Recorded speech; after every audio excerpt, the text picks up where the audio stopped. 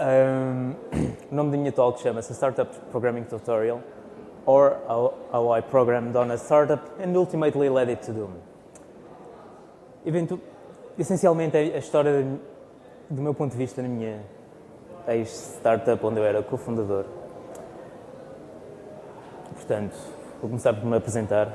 O meu nome é Tiago Chagas Farto. Na internet sou conhecido por Chernobyl, no Twitter e essas merdas.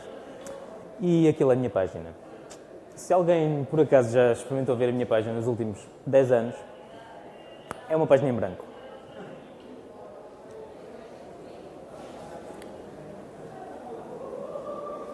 Questões?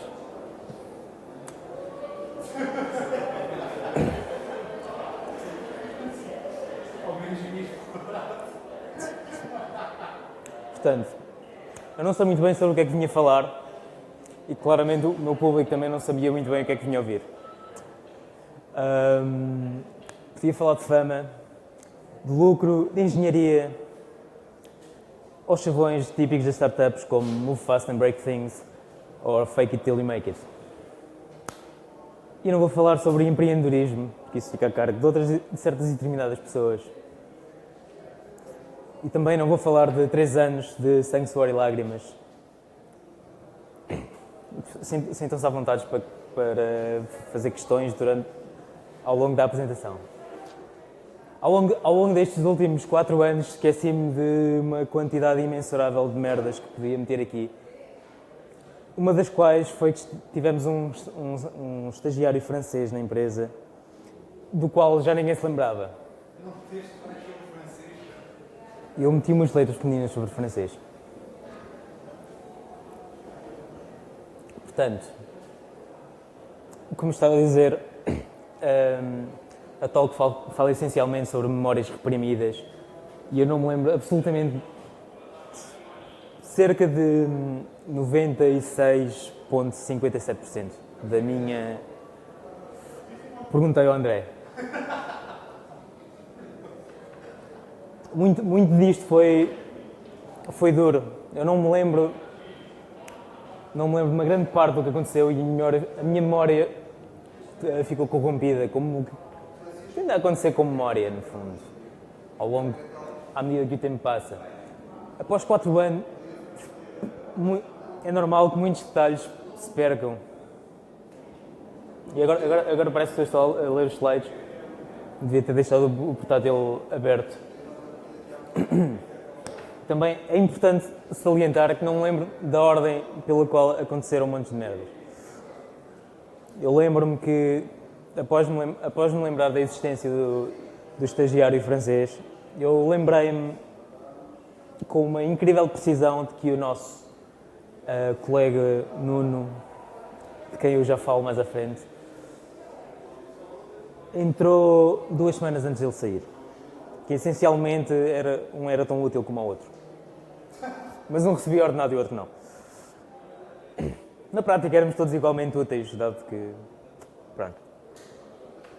Outra coisa extremamente importante é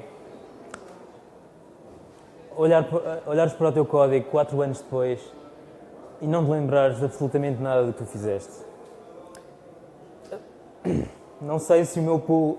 Penso que cerca de 25% do meu público é programadora e está ao corrente desta problemática que assombra muitos programadores em todo o mundo.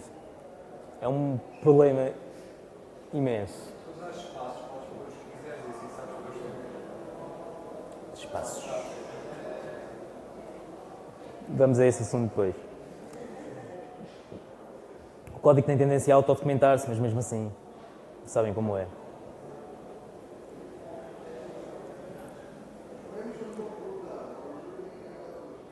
Eu posso fazer animações indo pronto.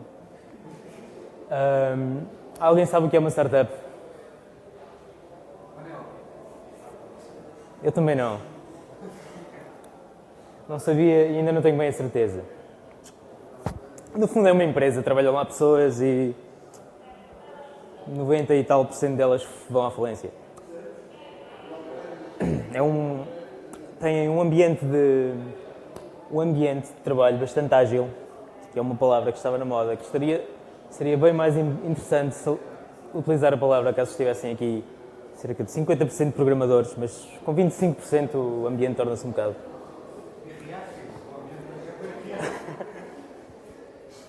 Há uma certa falta de reação do meu público. Eu vou olhar assim para a câmera. Eu também não tinha, quando escrevi este slide, não tinha a certeza se as pessoas ainda utilizavam o termo React. Agile, React usam, está uma cena fashionable. Também é importante salientar que uma startup é muito ágil para a maioria das pessoas. As coisas acontecem demasiado depressa e, como todas as coisas que acontecem demasiado depressa, às vezes magoam. Sinta à vontade para te sentares, sintam-se à vontade para... Sintam-se à vontade para se sentarem. Já fazemos os 7 assim? 6, faz 6. Vamos pensar em dar mais um. Olha, são do Porto. Eu ia dizer mal de gajos do Porto. Pode dizer também. Não sou do Porto. Eu sou, eu não. Onde é que és? Vai fazer. Então, e o que é que vocês fazem? Oi, já são 7. São estudantes. E têm algum interesse? Tem algum interesse em trabalhar em startups quando acabarem de estudar? Ter sim. Só que calhou na hora da seleção. Vamos sentar com a Sintam-se lá. Sintam-se lá. Eu vou rebobinar um bocadinho. Portanto, vocês por acaso viram o nome da talk? Não interessa. Essencialmente eu estou aqui para falar da minha experiência como o único programador numa startup na qual eu era cofundador. Também podes sentar. Ok. Eu era o único programador numa startup, tinha, no seu auge teve cerca de 5 pessoas e o Nuno era o Rui era part-time. Portanto, no fundo, eu estou a falar sobre coisas que aconteceram há 4 anos e muitas das coisas que aconteceram nos últimos 4 anos eu não me lembro. Não sei se vocês já alguma vez olharam para o código que fizeram há mais de 4 anos. Eu sei que o código tem tendência a autodocumentar-se, mas, no entanto, às vezes não se autodocumenta tão bem como um gajo quer.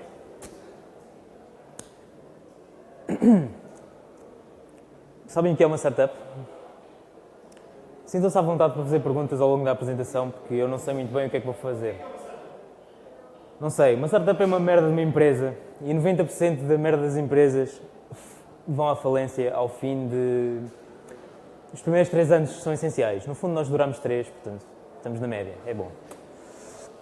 No fundo, não sei bem o que é uma startup. Tem um ambiente é uma empresa com um ambiente de trabalho bastante ágil, e é uma palavra que estava na moda há uns tempos, não sei se ainda está na moda, mas convém salientar. E também é demasiado ágil para muitas pessoas. As alterações acontecem ao ritmo alucinante, o que é verdade ontem não é verdade hoje, e o que é verdade hoje, que se tiverem sorte ainda é verdade amanhã, mas de certeza que para a semana já não é verdade. Tudo é ágil numa startup. Desde os vossos ordenados, que podem ou não aparecer, é uma coisa com imensa agilidade. E pronto, eu era o único programador, como estava a dizer, e a full time. Nós tínhamos outros programadores, mas eram um deles programava hardware, o outro programava a parte web e não era full time, era part time.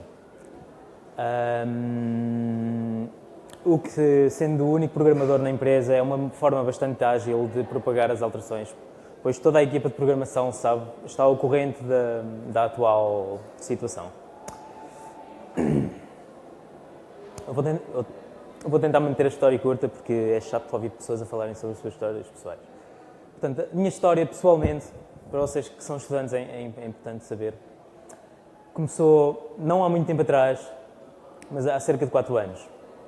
E depois de eu ter escrito este slide, reparei que 4 anos é imenso tempo. Depois já não lembrava da maior parte das coisas que estava a falar. Também não foi numa galáxia muito longínqua, foi ali ao lado da Benfica.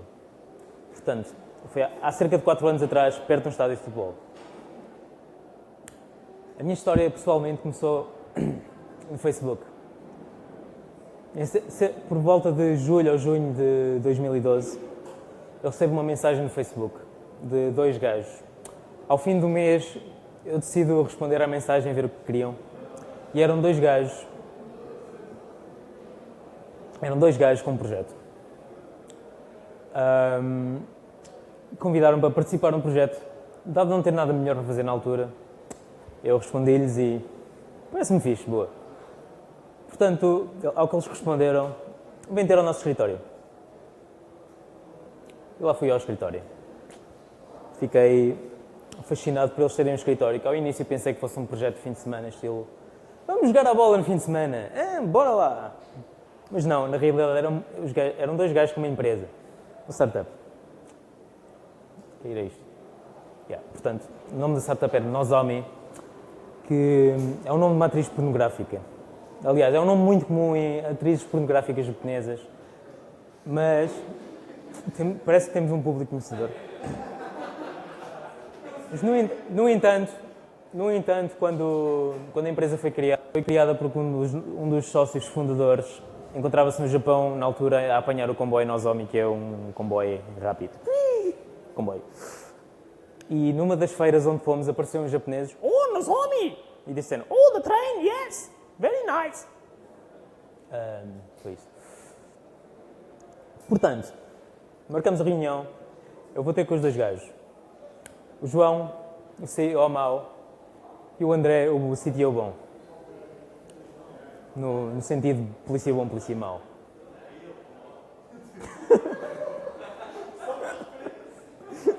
O bom está a fazer as malas para ir ao Brasil. Tem dívidas, portanto está a fugir.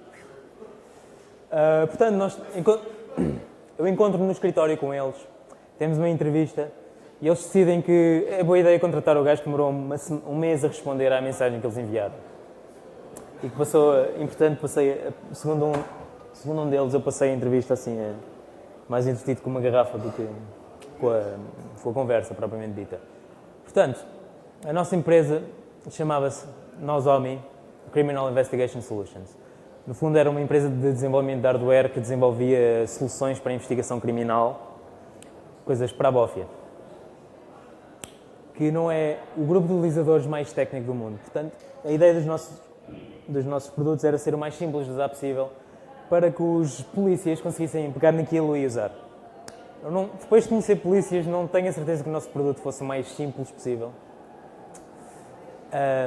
Que é, no fundo, a empresa situou-se nesse mercado porque é um mercado bastante pequeno, com margens de lucro bem grandes. Basta verem o preço de um míssil. Quanto é que custa um míssil? Alguém sabe quanto é que custa um míssil? É o mesmo mercado, no fundo. Pronto, o míssil médio é capaz de custar 250 mil euros. Portanto, é um bom mercado fixe, no fundo, para coisas que... Ok. E a ideia eventualmente era a partir daí eventualmente expandir-nos para o mercado de massa. Pelo menos essa era a ideia inicial. Nós tínhamos 2 produtos. Inicialmente tínhamos um terceiro, mas foi anulado do plano de negócios. Fox Transmitter e Fox Power. Eram os nomes de código do nosso produto, entretanto mudou de código, mudou de nome cerca de muitas vezes. Ao ponto de eu não me lembrar do nome final do produto. E aposto que ele também não se lembra. Portanto, o produto principal onde eu trabalhei foi o Fox Transmitter, que era um servidor de vídeo sobre redes 4G. No fundo era uma caixa onde se ligava um cabo e transmitia vídeo por LTE, 4G, que era destinado ao mercado de investigação criminal, nomeadamente para forças policiais, para operações encobertas, para enfiarem dentro de jarras e interruptores e coisas e dominar o mundo e, idealmente, fazer do mundo um sítio melhor. Nem sempre acontece. E o nosso segundo produto era uma espécie de transformador glorificado, onde entra power e sai power e controla-se através de SMS o power que queremos saber, a quantidade de energia que está a entrar, que permitia, no fundo, aumentar a durabilidade, o tempo útil de vida de baterias, no fundo. Era mais ou menos isso. Pareceu-me uma coisa espetacular, portanto, bem melhor do que estar a estudar e a chumbar ano após ano. Não sei se estão familiarizados com isso. Portanto, também prometer um bom ordenado, que nem sempre é fácil de arranjar para alguém que está a sair da merda da faculdade. E no meu caso, lá há mais anos do que eu me lembro. Portanto, eles tinham um produto interessante, uma promessa de um bom ordenado. E eu tinha a liberdade de poder fazer o que queria. Que era bom para mim, já que eu não tenho grande experiência em trabalhar em equipas ainda hoje. Trabalho sobretudo individualmente. O único problema é que ninguém tinha dinheiro. A empresa, na altura, não tinha dinheiro. Os dois fundadores estavam falidos, com dívidas bastante grandes. Não sabíamos muito bem por onde começar. Ok, portanto, com este ambiente eu entrei na empresa e decidimos, para começar a prototipar o nosso produto, pensámos em usar o Raspberry Pi, que tinha saído há poucos meses, quando tínhamos começado. E a ideia era criar uma página, servir HTTP e fazer streaming de vídeo através do Raspberry Pi. Simples. Fizemos eu fiz um protótipozinho que tinha uma página, enviava vídeo durante uns segundos e o browser aceitou o vídeo. No fundo é uma coisa parecida com o que os browsers, com o que os sites de porno fazem em browsers mobile. No fundo, crias um vídeo infinito e vais enviando vídeo e na esperança de que o browser mame isso. O termo mamar foi escolhido de acordo com Infelizmente, na altura, o Raspberry Pi ainda era uma novidade e muito suporte era não existente. As portas USB funcionavam tipo a 10% da velocidade. Também ainda não existiam câmaras, portanto, na prática não havia grande forma de alimentar lá de enfiar lá vídeo. Portanto, conseguimos fazer streaming de vídeo, mas não conseguimos enfiar lá vídeo, o que é útil. Portanto, procuramos alternativas. A primeira alternativa que encontramos que era o nosso objetivo inicial era construir a nossa própria placa. Infelizmente, para isso precisávamos de um engenheiro eletrotécnico. E nenhum de nós era engenheiro eletrotécnico, pelo menos completo, vá. Portanto, ao mesmo tempo, aí começamos a nossa etapa de contactar fabricantes de hardware e chips e merdas para tentar descobrir como é que se fazem placas. Para isso podem ver a talk que ele deu ontem, se estiverem interessados. Entretanto, para fazermos alguma coisa precisamos de uma placa melhor. Portanto, encontramos um kit de desenvolvimento espetacular da Texas Instruments que parecia perfeito. Comprámos, já não lembro porque é que era perfeito. No fundo, tinha uma entrada de vídeo e tinha um processador. Nós precisamos de entradas de vídeo e processadores. Parece-me bem. Ok, compramos, mas infelizmente depois de recebermos a caixa começamos a ver que não existe qualquer suporte para aquela merda. Não existem fóruns, não existem utilizadores, parece que o produto estava descontinuado tipo há uns anos, mas no entanto continuavam a fabricar. Não conseguimos fazer nada. No fundo existiam uns samples de código e achámos que aquilo dava demasiado trabalho. Portanto continuámos à procura. À terceira vez encontramos o que nos pareceu a melhor coisa do mundo. O que eu vou chamar aqui neste slide a Jesus Board. Fazia tudo o que queríamos e mais. Corria Linux, podíamos meter lá o que quiséssemos. Tinha uma interface web e supostamente era programável até através de uma API REST. E também supostamente suportava vídeo em 1080p, o que era espetacular, pois nesse mercado ainda não existiam soluções HD, Full HD. Também, muito importante, sendo um mercado que utiliza merdas legacy há anos, era para nós essencial suportar câmaras analógicas. São aquelas bananas. E também suportava modems 4G, que era essencial. Ok, bora começar. Estamos a chegar a algum lado, recebemos placas, nós todos contentes porque a placa não estava sequer acabada. Pensámos, espetacular, é uma merda boa moderna. Ok, usamos a API dos gajos para enviar para lá uma página de sample. Utilizamos o plugin VLC na altura para fazer streaming de vídeo RTSP, que era o que aquilo enviava.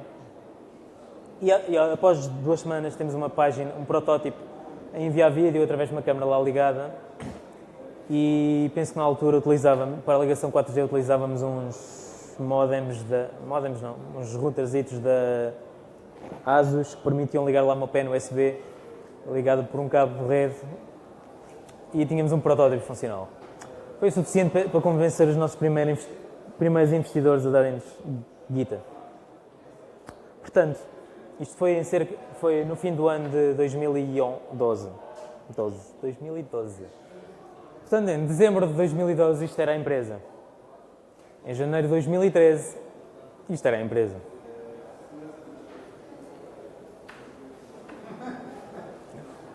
Feliz Natal. Feliz Ano Novo, na realidade. Portanto, a primeira coisa que fazemos é meter um chão novo na empresa. A empresa na altura era um escritório com um chão não muito diferente deste.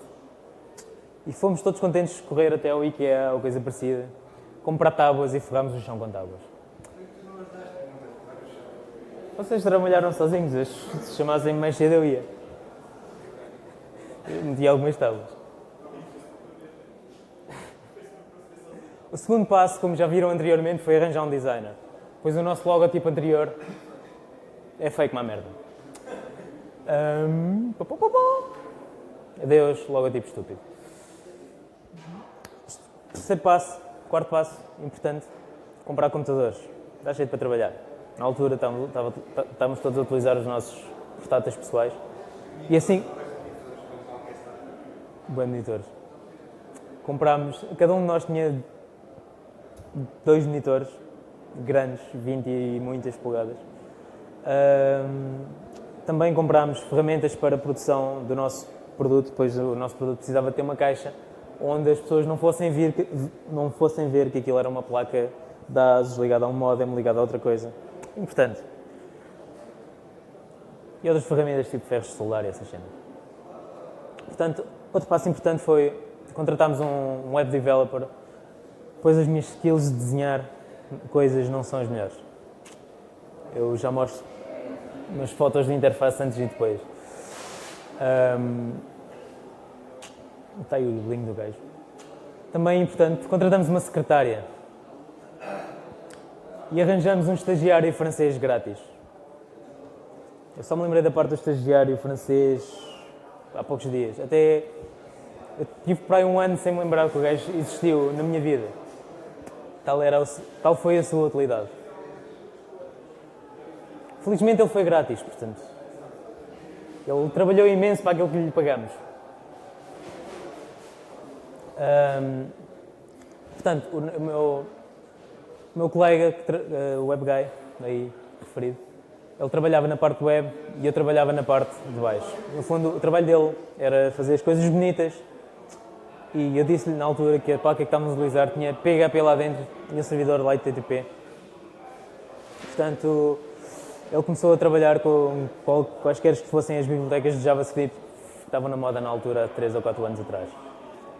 E, ao mesmo tempo, ele não sabia muito bem o que é que eu estava a fazer e o que é que se passava debaixo da placa. Portanto, eu tratava de tudo o resto. Desde a parte de streaming de vídeo, armazenamento, hashing dos ficheiros de vídeo, encriptação, gestão do modem, VPNs, backups FTP, detecção de movimento, GPIO, que era feito tudo, sobretudo em C e Bash, e algum Python pelo meio. Portanto, com isto já finalmente estávamos a entrar num ritmo de trabalho e a começar a desenvolver merdas. Infelizmente, assim que começam logo os problemas. De volta à placa. Como eu disse, a placa não estava acabada e é uma merda. Mesmo uma merda. Estava inacabada. Muito daquilo que era suposto funcionar não funcionava. Muito daquilo que era suposto funcionar nunca chegou a funcionar. E a empresa a quem comprámos a placa não fazia ideia que a placa era assim tão má, porque aquilo era feito através de outsourcing a indianos. No fundo, estávamos a comprar uma cena a uns gajos, estavam a comprar uma cena a outros gajos.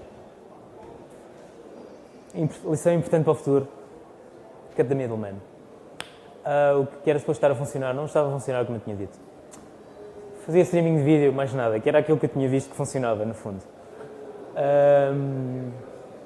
Os features não funcionavam e, infelizmente, nesta altura, já era demasiado tarde para estar à procura de outro produto. Estávamos condenados. Portanto, infelizmente a coisa corre de Linux e devia servir para alguma coisa, certo? Portanto, tinha um servidor web em PHP e uma data de processos que nós não sabemos muito bem como é que funcionam, mas sabemos que funcionam mal. Portanto, à volta de muitos dos processos, tive que meter um script à volta para voltar a correr aquilo caso aquilo falhasse. Portanto, as coisas às vezes não funcionavam durante os minutos, passados uns minutos voltavas e já estava a funcionar magicamente, tudo tinha reiniciado lá dentro. Uma parte importante da placa é que tinha o mesmo processador que um Game Boy Advance. Que eu não me lembro quantos anos tem, mas tem alguns. O Game Boy Advance. É cerca de menos de 300 MHz. Mas embora seja cerca de 10 vezes mais rápido que o Game Boy Advance. Também tinha 64 MB de RAM, com 64 MB reservados para o ISP, que é Image Signal Processor. E não tinha hardware floating point, portanto, um bocado fodido de fazer contas. Mas isso tem que servir para alguma coisa e, portanto, mãos à obra. O primeiro passo foi arranjar um cross-compiler para que podermos compilar coisas que funcionassem na placa. Que na altura escolhi o build root. Depois configurar aquela merda toda, hello world. Ok, consigo compilar merdas. Tenho tudo o que preciso.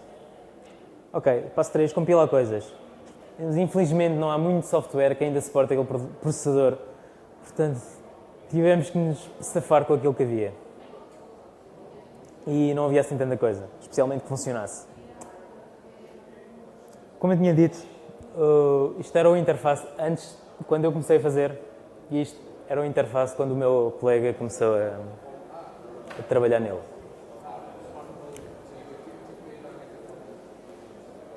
Ok, volta ao trabalho. Está tudo cheio de bugs, cheio de defeitos, nada funciona, mas é um bocado tarde para voltar atrás. Ainda por cima, o PHP que existia era apenas um PHP de scripting e não para produção. Portanto, o gajo da web tem que adaptar tudo o que fez e passar por um PHP super esquisito, cheio de hacks para funcionar corretamente. Também precisávamos de uma base de dados para utilizadores e coisas, não existia. Felizmente havia SQLite. Portanto, para utilizar o SQLite tive que fazer um interface em C para o PHP de falar com o C e aquilo funcionou eventualmente. Também, durante muitos meses, utilizámos ficheiros em vez de bases de dados, cenas em JSON, era o que havia. Portanto, à medida que vamos necessitando novas funcionalidades, eu vou fazendo os possíveis e entro num ciclo vicioso, que basicamente é o seguinte: a feature não funciona, eu vou reclamar aos gajos da placa, ninguém responde, eu reclamo novamente, eventualmente mandam-me um e-mail com um indiano e o indiano envia "Use a new firmware". Não sei sotaques indianos. Repetidamente, eventualmente recebemos placas novas, porque eles eventualmente descobrem esta placa tem fios que não estão ligados. Está bem. E existe outro loop, que era aquele que eu estava a falar, desenvolvido em C, que é um ciclo de mensagens que faz tudo o que não conseguimos fazer de outra forma e comunica através de PHP com PHP através de pipes. Faz tudo o que não conseguimos fazer. Basicamente acrescenta features à merda que existe lá. também faz, existe algo, como eu tinha dito, a placa, aquela merda tinha comandos de REST, mas muitos dos comandos não estavam implementados ou com alguns parâmetros crashavam, faziam a placa reiniciar.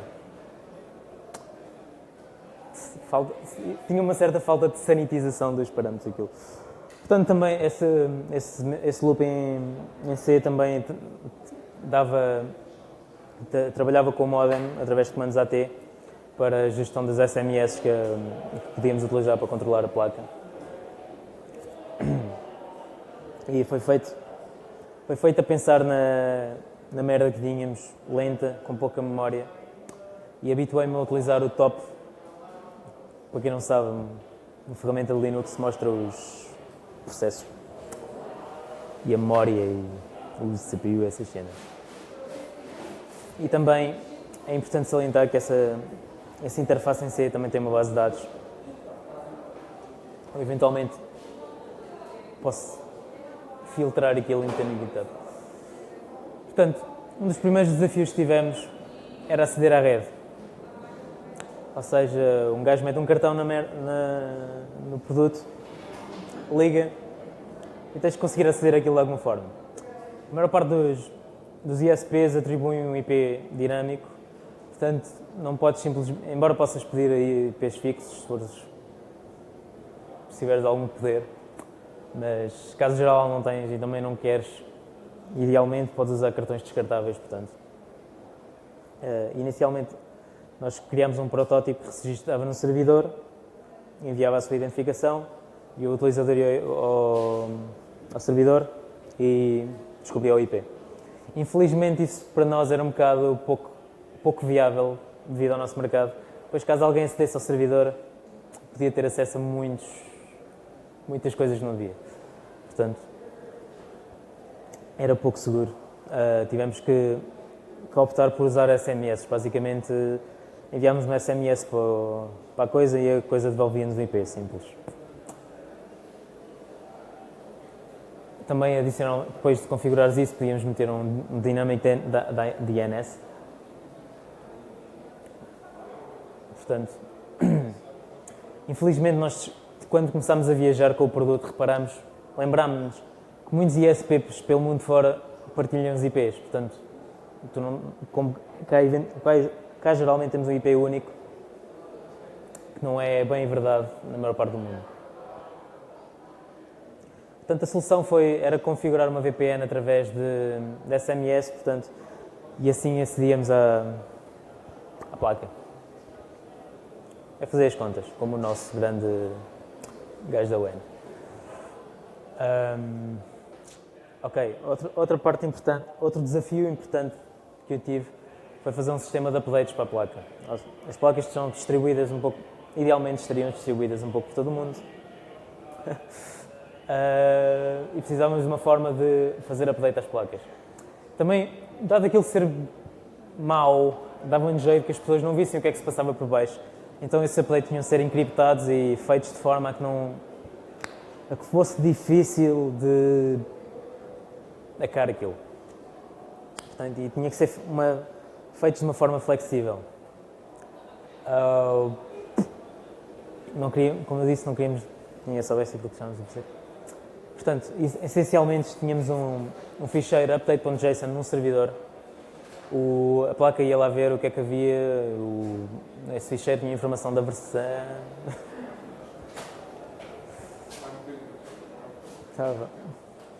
Alguém tem os óculos de sol.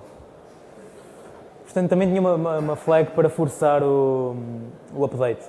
Podia ser útil caso houvesse um bug urgente e quiséssemos mesmo que aquilo bombasse. Portanto, outra coisa importante era uma chave AES encriptada através de RSA, pois é a forma mais comum de ter encriptação AES.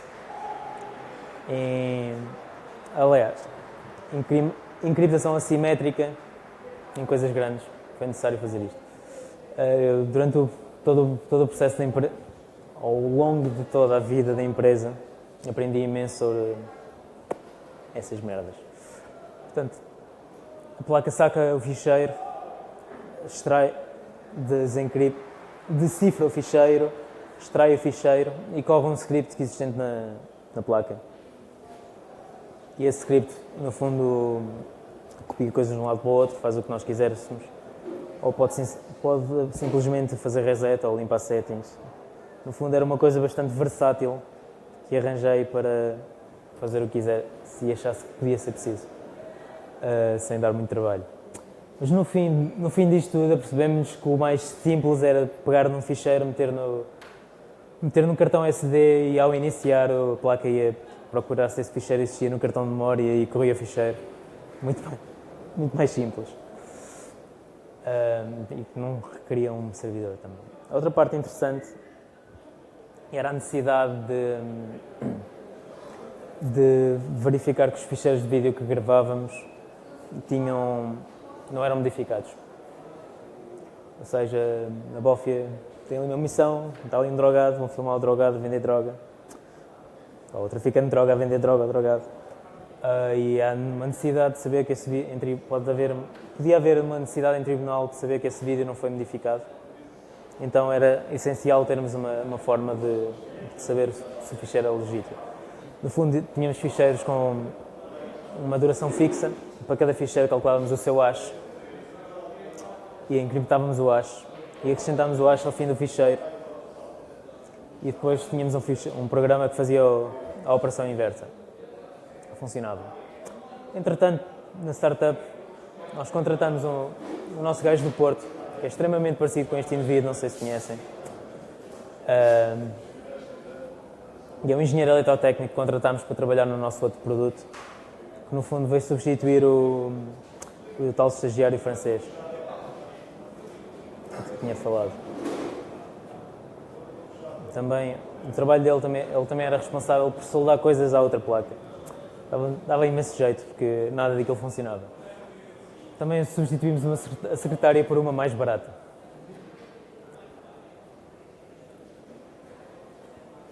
Portanto, ao longo do tempo, na startup começamos a ter mais reuniões. À medida que o tempo passa e nada vai acontecendo, marcamos reuniões de 1 a 2 horas, todas as segundas-feiras. E mesmo assim continuamos a esquecer de decisões que tínhamos tomado a semana anterior. Ou a mudar decisões porque depois de pensarmos uma semana, se calhar não fazia tanto sentido, ou simplesmente descobrimos um problema e não era possível fazer as cenas como queríamos. A maior parte das reuniões parece uma perda de tempo e parece que as coisas não avançam. Portanto, eventualmente, também vendemos alguns protótipos, continuamos a acrescentar features, a arranjar bugs.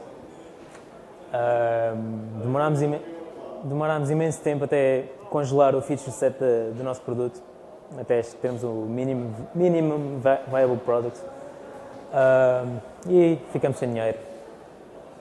Portanto, tratamos de arranjar mais dinheiro. Infelizmente demasiado depressa, porque os novos investidores levaram ao fim da empresa. Portanto, ao fim de 2 anos, o nosso produto começa a aparecer alguma coisa, começamos a ir a feiras em todo o mundo, as principais feiras do setor. França, Inglaterra, Estados Unidos, América do Sul, Ásia, esqueci-me de mencionar a Ásia.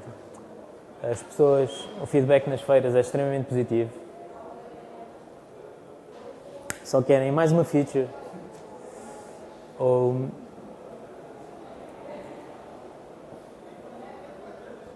E também temos o problema da placa continuar sem funcionar. Portanto, é chato vender um produto que não funciona. Apesar disso tudo, o produto continua sem funcionar. Portanto, ele funciona algum tempo seguido, mas...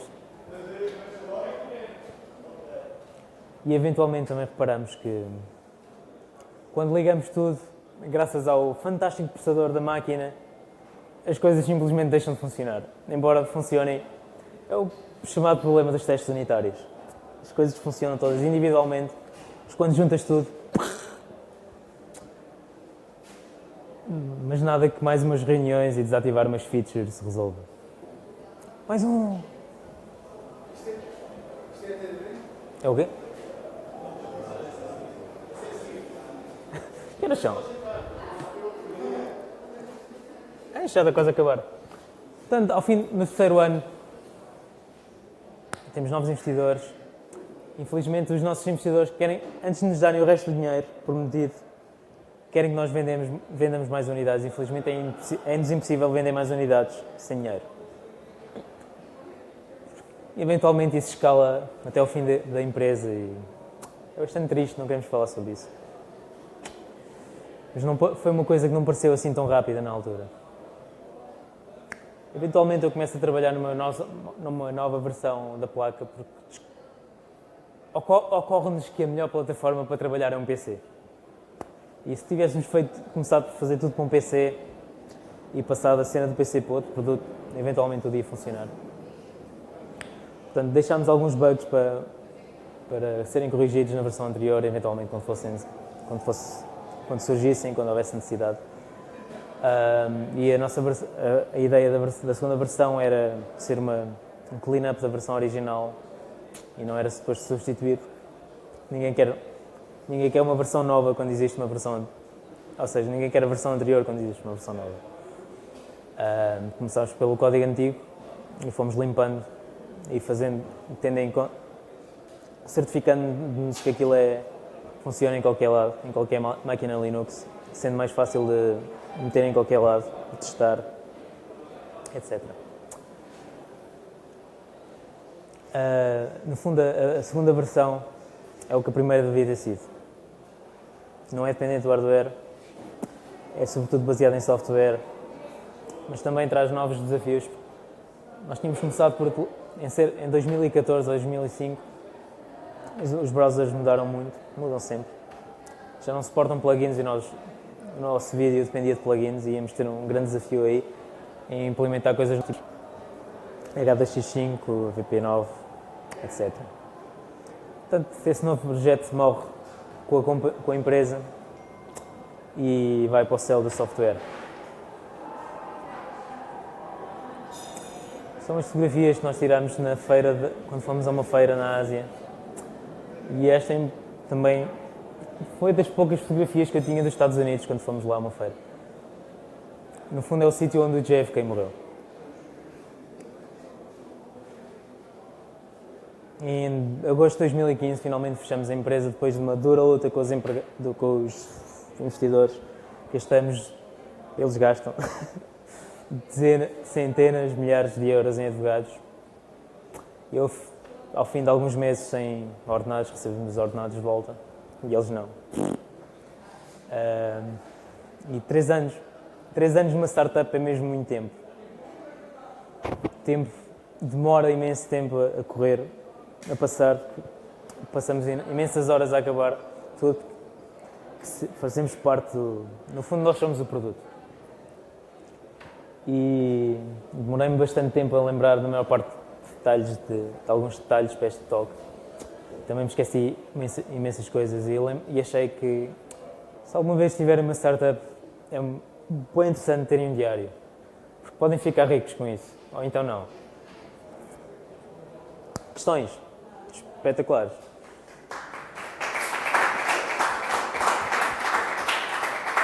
Perguntas? Façam uma pergunta. Aprendi imenso. Aprendeu com a pergunta? Com a pergunta? Que experiência! Eu aprendi, no fundo, basicamente eu não sabia absolutamente nada sobre segurança, sabia muito pouco sobre vídeo e quando me juntei pareceu-me um desafio interessante, não sabia absolutamente nada sobre isso e ao ter a necessidade de criar um produto, né, com esses requisitos, sendo o único gajo lá, eu era obrigado a aprender, no fundo. E é uma coisa que provavelmente não acontece com tanta facilidade noutro ambiente. E é isso. Não tenho muita... No fundo, aprendes imenso porque estás constantemente sob pressão. Diz? Yeah.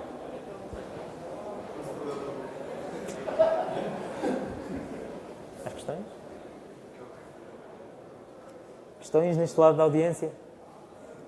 Não falei assim tão mal de ti. Obrigado pela vossa presença.